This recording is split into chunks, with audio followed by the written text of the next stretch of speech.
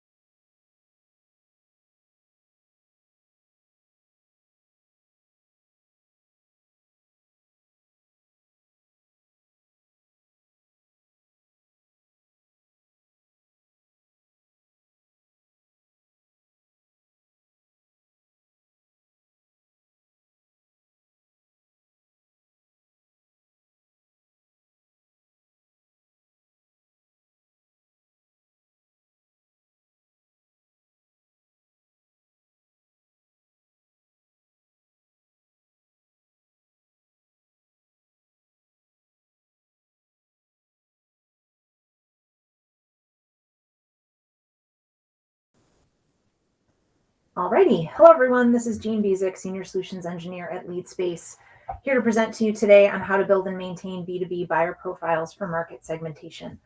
So we'll hop to it. I have my colleague Maddie on the call with me. She'll be handling any questions that come up. My contact information will be available at the end of the session, so feel free to reach out with any questions you may have. So getting into it, real talk here. Not everyone wants your products. Active profiling is going to help you find the ones that do. So in reality, in relation to sales and marketing, tons of data, tons of opportunities out there, but making sure that you're focusing your team's time and resources on the profiles that are going to actually convert. So how do we do that? Looking at a typical CRM profile, for this case, imagine that we're looking at Salesforce. You've got account and person demographics. So account, actually firmographics, that would be the company. So we look at some information, Acme Tile, maybe we have some information about the person, they work in the marketing department. And then when we get into contact information about that person, we might have email, phone number, a city. Again, we've got some gaps there. And it's really a starting point for first party data. Now, there's often a lot of times reasons for this. And again, nobody's fault. It's typical. Everybody is in the same boat. And where you're going to have inaccurate or incomplete data for first party. Some causes of that are going to be from an incomplete form fill. Maybe you have the ability on your website to really just fill out minimal information. You want contact information to come in. You don't want to withhold information or make it difficult for people to complete that form. That's totally fine. But again, it's going to leave you with some work on the back end to really qualify who that person is. If you allow your AEs or salespeople to enter information directly into your CRM, human error, people are looking to get information in quick. Obviously, every field is not going to be required in Salesforce, so you're going to get what gets entered. Uploading a list from a trade show, we've all seen it. You get basic contact information, which again is a great starting point, but it leaves you with incomplete information that you have to fill in, with your team or through an enrichment service.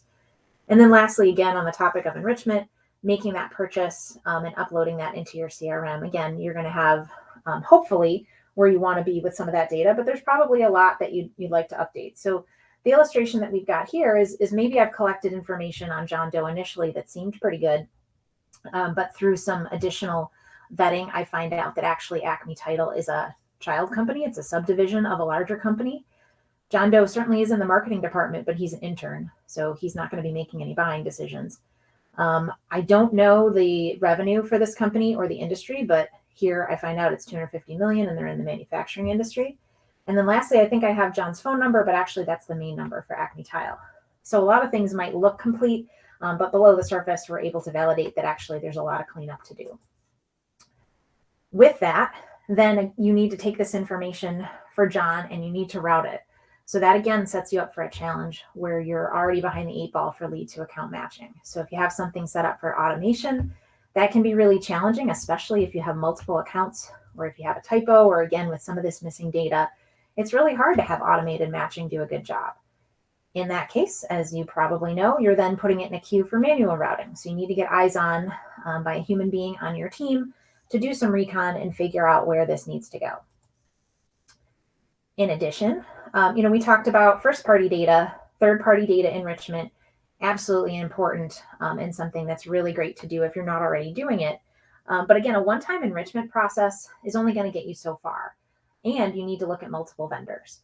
From LeadSpace's perspective, again, that's something we're very cognizant of because every data vendor has something that they're really good at, and some of them carry multiple attributes within their data sets, but it's really hard to find a one-stop shop that provides their own data source that has everything. So looking at the types of data we're talking about here under company, again, really depending on what's important to you for your prospects and your target audience. Do you care about financial data, tech install, intent? For the person, obviously you want, their email and phone number, but do we want to validate them socially? Is this something that we need to find, their LinkedIn profile to validate? From a demographic standpoint, what's important? So across all those, it's likely going to take you somewhere between 2 and 15 vendors to fill in the gaps from a third-party perspective. In addition, one thing to look at is you're going to need enrichment for your first-party data internally as well. So looking inwards, there's a lot of information about the company and that person that you may already have, but it doesn't reside in your CRM. It's in other platforms within your company. So what do we mean by that? Looking at company data, is this company already a customer or a prospect? Super important to know when you're creating those segments and handling outreach. We've all been there where you've reached out with an offer or something in relation to somebody and they say, I'm already a customer. Why am I getting this? So that's again, something obviously you want to stay away from. But other things around, what products are they using? Are they a happy customer? Are they likely to churn? Are you reaching out to them with an offer or something that's going to be ill-timed based on maybe some tickets they have in with you? Credit status, have they been paying their bills? Are they behind? Again, making sure that all that information is consistent from the company standpoint. In addition to the person, why do we have this person in our database? Were they referred by another customer? Have they been engaged with us in the past? Are they a decision maker? Are they an influencer in this deal? What relationship do they have? So again, it can be really challenging to look at these internal systems and understand how they come into play for your first party data. And so estimating there's probably between 3 and 10 systems internally that if you could, grabbing that data and pulling it together to further enrich your first party data that you already have in your CRM would be ideal. So assuming we've got all that up and running, next steps are, again, the ops team has to integrate, normalize, and unify it. So what's the single source of truth? If we have multiple Gene Bezics in our database, which one's the right one? Do we merge them all together? What data do we keep? Is there a situation, around normalization? Did we have a sales rep who entered things in differently from the other reps? Are we seeing inconsistent data entry? And again, unifying it, pulling it all together to that one source of truth. And then it's a matter of keeping it up to date and then rolling it out to all those different systems internally. So again, lots to handle here, especially if you're trying to do it all manually. That's a ton on your plate. And of course, if you are able to tackle all of it, as soon as you finish, it's going to start falling apart.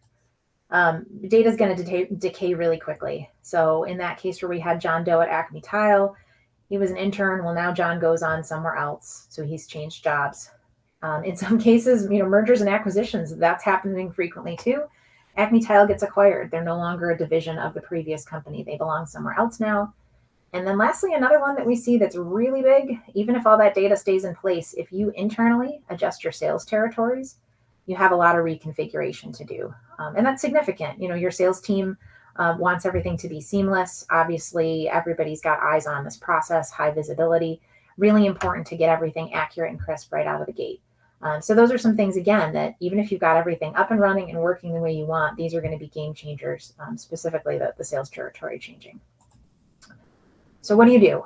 Understanding that B2B profiles, it's really a numbers game. So looking at having a variety of data vendors in there with differing data sets and methods and specialties. So really being able to look at the best and the brightest of those data providers, pull it together, make sense of it. That's super important. It's really hard to find one data provider that's going to give you that level of confidence in every single data point you want. Acknowledge change is going to happen. 5% of profiles are going to change every month. And again, that's just going to be across the board. That's not unique to any specific industry. But in the B2B space, that's what it's going to be. And then lastly, how do I know, what's going to happen? Well, usually you're going to find out because you have a campaign that falls flat, or the sales team gets back to you and says, look, that latest batch of leads that you sent over to us wasn't good. We're getting a lot of complaints. And again, it's going to be expensive to go through and be reactive. So what we're going to talk about is, from an active profiling standpoint, the goal is really to be proactive and help build the top of the funnel and make sure everything's strong so that you're doing a lot less reacting and clean up down the road. So LeadSpace, being a data aggregator, we've taken a look at multi-source data and understanding that really that's where you have to be. It's table stakes. So it's going to take 7 to 8 data sources for basic company profile information and 9 to 10 for people. And again, that's looking across all the different data providers that are out there, but again, looking at the B2B space exclusively. So what is active profile management? Understanding that, again, those profiles, they're not locked, frozen, static. They're going to be changing and evolving. And that's something, again, to really focus and be proactive on. So LeadSpace sources data from 30 plus third-party data providers. And then we unify that data with first-party data that currently our customers have. So again, looking at what do they have in Salesforce, Marketo, Eloqua, Snowflake, their data lake, their ERP system. All of that data is an excellent starting point and really needs to be the linchpin of these sorts of projects. And then you're able to enrich with those different third-party data sources and other attributes. Getting into, well, how do we know, what's the single source of truth? How do we pull everything together if we have all this different information from different sources, different formats?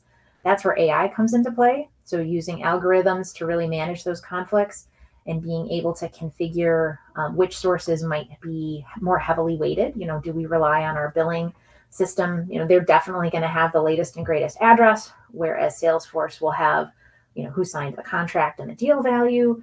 Versus our marketing system will show, who the top 3 contacts are that open our emails. Being able to rank and sort those different types of attributes to make sure that you've got that algorithm that's in place for you is really important. And then updates. So some of this data is going to change very quickly. Some of it's going to change, quarterly, weekly, monthly. From a merger and acquisition standpoint, that's not something that's going to happen every week. But when it happens, it's going to be big. Versus someone who might change jobs or their contact information might change. They might get a promotion, a different title. And then when you look at things like intent or technology being used, that can change pretty frequently. So being aware that all your different signals and attributes may have different cadences on how frequently they need to be updated. And as I mentioned, again, when you're looking at options, consider the option for advanced profiling. So what we mean by that is that you're looking at signals around someone's propensity to buy, showing intent, or having a persona above and beyond just their job title where they might be the right person to contact for that offering. So still focusing on, again, quantifying this from a data perspective. For example, LeadSpace has over 200 different data fields for the account/company and people, along with the predictive fields. So that's everything from firmographics and demographics to the different scoring. So that graphic below gives you a sense of, in relation to the account or company or the person or contact, we've got first-party data, we've got third-party data, but then there's some additional scoring metrics that can come in. How do I know that this person is a good fit for a contact, or this is an inbound lead? They downloaded a white paper, or they attended a demo, and they seem to have a C-level title, but are they someone that I should send over to sales? What else can I do to qualify this? So there's additional scores that we build custom models for each of our clients around account fit. Are they an A, B, C, or D account? Are they likely to convert? From a product standpoint, what product's the best fit? Again, lots of companies have a variety of offerings, and they may be a good fit for one of your offerings, but not for others. And that's really important to know. In addition, companies make purchases, but really it's a person behind the scenes that's going to sign off. So from a person perspective, same thing. Is it something that person is the right contact for that account? Or is this someone who's very interested in the offering, but ultimately they're not going to make the buying decision? Do we need to do some discovery around some additional contacts here? Those are all additional insights that if you can get that data coming through in your profile about the person when that lead comes in or shortly afterwards, you're going to be able to be head and shoulders above, where you used to be from the sales team perspective, and that they don't have to do that research, or you're not expending additional resources there. So an example of what active profile management looks like, on the right-hand side, you've got your funnel. And so looking at how funnel optimization takes place there, but starting on the left-hand side for profile management, there's a lot of different data points that can go in addition to firmographic and demographic. So we've got technographics, we've got some additional data there that again is related to lead space that we can offer. And then looking at profile scoring. So that's all about modeling. So is this the right company and are they the right person? Really important questions to ask. May not be black or white, may not be a yes or a no, but you can also get into scoring. So again, A, B, C, or D. A is obviously a great fit. D is probably not a great fit. Total addressable market. Are they in my market? Intent. What are they interested in? Where are we seeing some signals? Are they on our website a lot? Are they looking for terms that maybe are related to us or related to our competitors? There's a variety of things that we can pull together here to then understand in that funnel where they go. And again, do they belong in pipeline or do they need to be nurtured a little further or do they need to be disqualified? So there's a lot of different attributes there that again plug and play nicely with a lot of the marketing automation tools that are out there, or again, CRM tasks and activities. But helping you understand the data that's behind these profiles is really fundamental for making improvements. So I talked a little bit about scoring, getting into that a bit further, different types of scoring models and insights. And it's never one size fits all. And as you look across at lots of different vendors that are out there, they're all going to offer different ways they put together their scoring models. But ultimately, the goal is pretty similar, being able to quantify these different attributes. So pretty straightforward in the 4 that we're going to talk about today. Persona, that's related to the person. So above and beyond just job title. But who is the right person that we should be talking to at the beginning of this opportunity? Who's going to sign the contract? Who could be a champion, etc. Not one size fits all for a persona. You may have multiple personas that apply to someone, but being able to understand where they score best is important. And again, job title, department, seniority, technologies they use, all of those different attributes can go into creating a persona scoring model. Predictive fit is all about which customer is likely to buy. And we start by looking at historical data. So we look at historical conversion, what's happened in the past, and we normalize that to find really kind of the ideal deal flow, again, throughout anything that's been too long or too short or strangely entered. And then understand who's your best target audience and buyer. So we're able to generate data in relation to propensity to buy, long-term value, opportunity for cross-sell, upsell, getting those scores and metrics available to both marketing and sales, just quantified on screen is really important, especially when a lead comes in. If you can see from a predictive fit model, hey, we got an inbound lead and it's from a company that scores an A, that's great, versus this one's a D and the persona that came in, it's a marketing assistant at a company that's not really a great fit for us. That's going to be much lower priority versus someone who's, a company who comes in who's an A fit, the right persona score, getting that over to be acted on immediately is going to be important. The last 2 are more around behavior. So intent is looking at both first and third party. So third party would be through web activity. First party would be from your own website or other trackable metrics that are showing you what are they doing? What's kind of going on in the space? Are they searching for things? Are they on your website? Are they downloading things? Pushing that into some of those other areas, again, helps you really navigate, is this something that's urgent? Are they shopping? Are they browsing? Have we seen them on the website before? And then lastly, engagement. So again, getting a sense of, people want to make decisions quickly, especially from a BDR perspective. Response times sometimes need to be very quick.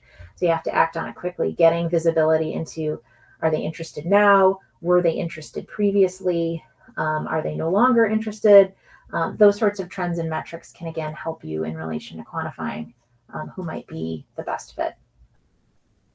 So some additional information around profiling, again, looking at some of these different use cases, you'll see that where we're trying to come at with this is really trying to be proactive. So again, you'll see oftentimes companies spend a lot of money on retargeting campaigns. So from our perspective, if you can do better targeting up front and really dial down into who you should be talking to, the intent is that you can decrease your spend on retargeting because you're getting those touches the first time around. And again, some of these are related as well, from nurturing and lookalikes to both vertical and personas. So there's a lot that you can do here, again, with the goal being proactive. Looking at the lead and account scoring piece, I talked about A, Bs, and Cs. Again, here, it's really all about where should sales be prioritizing their time. So if I have 10 leads that come in and I can see that 1 or 2 have a really high long-term value, or 2 or 3 of them, again, are just like some of our bigger clients, they're a great fit, that's going to prioritize me to act on those faster. In addition, there's some trends around cross-sell and upsell for existing customers, as well as retention. So if I see I haven't engaged with someone in a while and they're a good customer, long-term value, but we haven't seen activity from them, that actually might pop up on a dashboard for me to take action with or escalate to my CSM to say, hey, they're due for a renewal in 3 months, but I'm seeing that we haven't talked to them and they haven't taken advantage of any of our demos or webinars or anything like that. Being able to look at some of those signals for existing customers who are not taking action can be really important too when you're looking at renewals. Cross-sell, upsell, same thing. Looking at some of the different trends or activities or even keywords that your current customers are looking for to say, hey, I bet they didn't realize that we offer some of these things. We should do some outreach or offer them some content in relation to other offerings for a cross-sell, upsell campaign. Looking at intent, again, it all ties back to really what the different signals are that you're monitoring for and being proactive in that buying cycle. So again, similar to those other items that we talked about previously, really it's all about more effective outreach and timing, being able to uncover some of these potential opportunities before your competitors. So here we're often looking at product level intent. So if I'm using one technology and we know it's complementary to another system, if I see that I've got a prospect who's been searching for certain keywords or looking at certain things on our website, I can automatically know that I need to act on that and get in touch with them with a certain message. And then from a prioritization standpoint, from a BDR's perspective, if I have a lot on my plate or even an AE, I need to be able to act on that quickly and not filter through lists and sort and all that. So LeadSpace integrates directly with Salesforce as well as several marketing automation platforms. And in this screen grab, we're showing a sample of what those dashboards look like in Salesforce with LeadSpace intelligence. So again, really important here. I think, the message that we often hear is sales and marketing teams have a lot of different platforms to already use. If there's a way to use an existing platform with additional intelligence, that's absolutely the way to go. So from this standpoint, looking at several dashboards that are built in Salesforce using native Salesforce technology, but are pulling through different sets of intelligence that are showing me, these new logos that we have that have come in as leads. They have these are all scored as A, so they're a good match, they're a good fit score, and they're showing intent. They've been doing something, whether it's certain keywords or they've been on our website, we're seeing trends. In the middle, that's cross-sell, upsell. That's letting me know, again, a fit score, but also letting me know that we've got some medium or high intent scoring around certain product topics. And then lastly, on the far right, getting into, personas. So some of these leads that have come in, where do they fit? How engaged have they been? And then how do they score in relation to our top personas?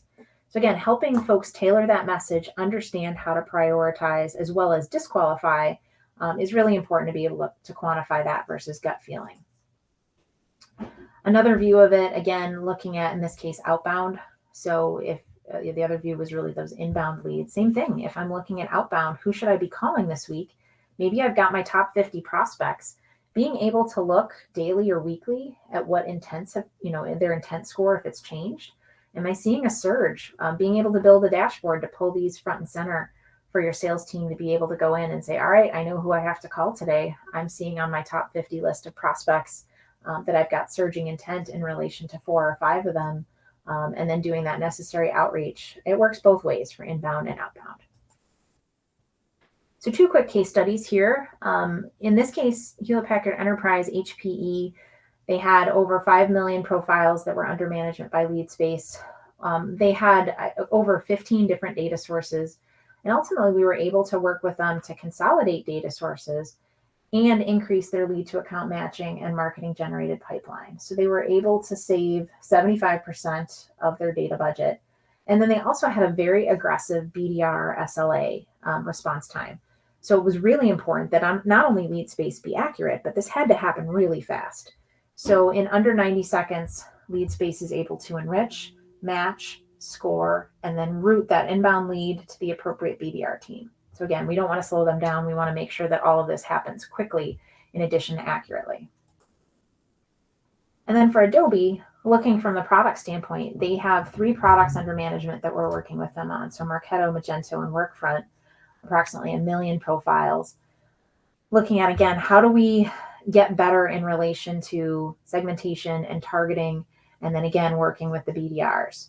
So what we saw was an 81% increase in AQLs, which is automated qualified leads, and then a 75% increase in the marketing accepted leads, and then 25% in marketing qualified opportunities. So again, from the automated perspective versus when people start reviewing and ultimately pushing to what goes over from marketing to sales, seeing improvement across the funnel and all those different metrics. So ultimately, looking to wrap things up, the goal is that you can pull in, better data providers, but ultimately still save on data costs. And then use that savings to look at models or scoring. And ultimately, when you're selecting a vendor, you need to be able to drive results quickly. So typically, lead space is driving results within a quarter, and working with customers, it's super important to determine those KPIs upfront. What are those quick wins going to be versus some of those longer term initiatives that are going to take several quarters to generate results? But again, really important when you're putting a plan together to discuss with your vendor how they're going to accomplish these things and ultimately what results are going to be short and long term. So from lead space's perspective, understanding TAM and ICP is really important, as well as understanding who are your best customers currently, and then helping that process through to understand who are your best prospects. And then before I wrap up, just briefly looking at, like I mentioned, there's a ton of different data providers out there. So LeadSpace is aggregating data providers as well as offering bring your own license for some of those other branded data providers, but breaking these out into different types of groupings. Ultimately, again, you're going to see, a lot of brands that you're familiar with here, but understanding account and people, where these different players play, and then ultimately who can offer both predictive in relation to the account and company, as well as the person in contact, because they're different. And typically all B2B companies are going to need a mix of both. So in addition to that, each of these different areas are going to have different costs per record. So below, we've given an estimate, again, whether it's 30 cents to $1 for some of these different data points per record. It's really important to keep in mind for each of these vendors, they may charge differently for enrichment of a first-party record with their third-party data versus net new discovery. So if you didn't have that company or person in your database already, you look at your total addressable market or your ICP and say, yes, this person would be a good fit. We want to pull them in. There may be an additional cost for that discovery or white space record. So it's important to clarify that pricing when you're looking at comparing apples to apples. But ultimately, from LeadSpace's perspective, we're able to aggregate all of that data together, and we are data provider agnostic from that standpoint. And that's why, again, it's important to look at how many different data providers you're able to work with within your budget, because the more you have that are offering a seamless experience, the better qualified your data is going to be. So with that, we'll wrap up here. And again, as I mentioned, any questions that you've entered, we'd be happy to address. You can also follow up with me after this presentation with any questions that you have. And hopefully this was informative, and I look forward to further conversations with anybody who's interested in chatting. Thanks, and have a great rest of your day.